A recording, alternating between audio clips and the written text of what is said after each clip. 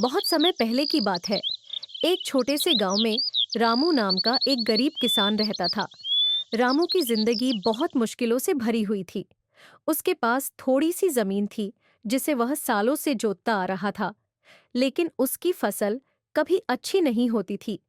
उसकी जमीन बंजर हो चुकी थी और रामू को दिन रात मेहनत करने के बाद भी मुश्किल से 2 वक्त का खाना नसीब होता था। रामू का परिवार भी उसकी इस स्थिति से परेशान था। उसकी पत्नी सीता रोज भगवान से प्रार्थना करती थी कि उनकी हालत में सुधार हो। उनका एक छोटा बेटा था, पिंकू, जो अक्सर भूखा सो जाता था। रामू हर दिन सूरज निकलने से पहले खेत पर पहुंच जाता और शाम ढलने तक मेहनत करता। लेकिन इस साल बारिश भी समय पर नहीं हुई और जो थोड़ी बहुत फसलें उगी थीं, वे भी सूखने लगी। गांव के बाकी किसान भी परेशान थे, लेकिन किसी के पास कोई हल नहीं था। एक दिन जब रामू बेहद थका हुआ और निराश था, उसने सोचा कि कुछ दिनों के लिए गांव से बाहर जाकर किसी नए रास्ते की तलाश की जाए।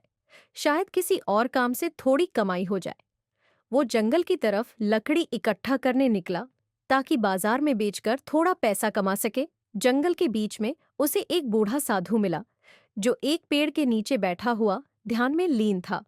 साधु ने जब रामू को देखा तो उसे पहचान लिया कि यह कोई साधारण किसान नहीं, बल्कि अपनी मेहनत और सच्चाई के कारण कुछ विशेष है। साधु ने रामू से पूछा।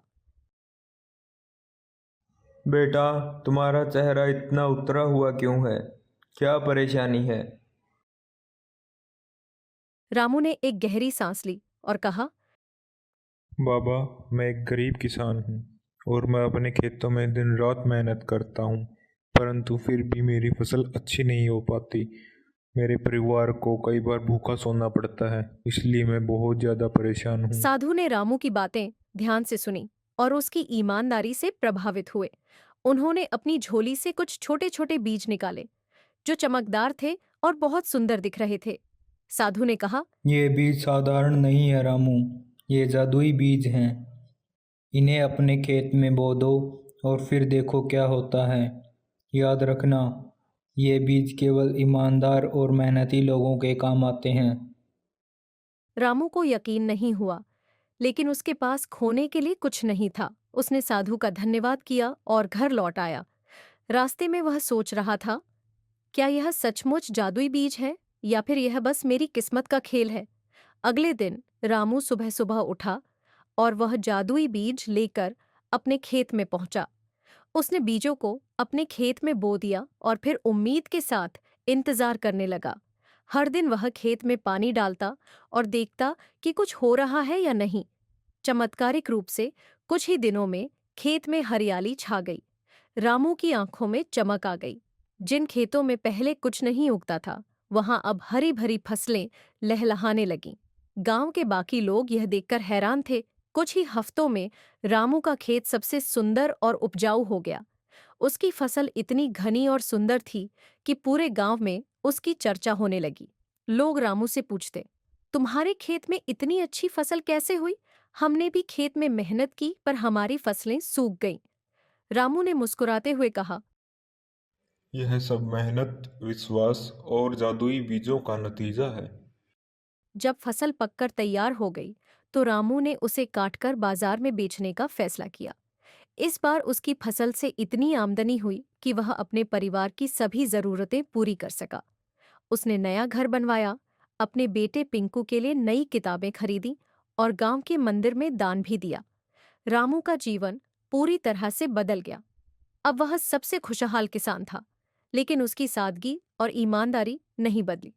उसने हमेशा उस साधु और जादुई बीजों को याद रखा, जिनकी वजह से उसकी जिंदगी में यह बदलाव आया था। रामू ने सोचा कि अगर साधु के बीज उसकी मदद कर सकते हैं, तो वह इस चमत्कार को औरों के साथ भी बांट सकता है। उसने गांव वालों को अपनी कहानी बताई और कहा। यह भी जादुई है, लेकिन इनसे भी ज़्यादा ज़रूरी है मेहनत और विश्वास। अगर हम सभी मिलकर काम करें और एक दूसरे की मदद करें, तो सभी की किस्मत बदल सकती है। गांव वालों ने उसकी बात मानी और वे सब एकजुट होकर काम करने लगे। रामू ने अपने अनुभवों से गांव के लोगों को खेती की नई विधियां सिखाईं और धीरे धीरे पूरा गांव समृद्ध हो गया। गांव में अब हर तरफ हरियाली थी और लोग खुशहाल थे। कहानी से हमें यह सीख मिलती है कि मेहनत, ईमानदारी और विश्वास से जिंदगी में किसी भी कठिनाई को पार किया जा सकता है। जादू केवल बीजों में नहीं था, बल्कि रामू की मेहनत और उसकी उम्मीद में छिपा था। जब हम अपनी पूरी मेहनत और दिल से किसी काम को करते हैं, तो जीवन हमें चमत्कारिक तरीके से सफलता देता है।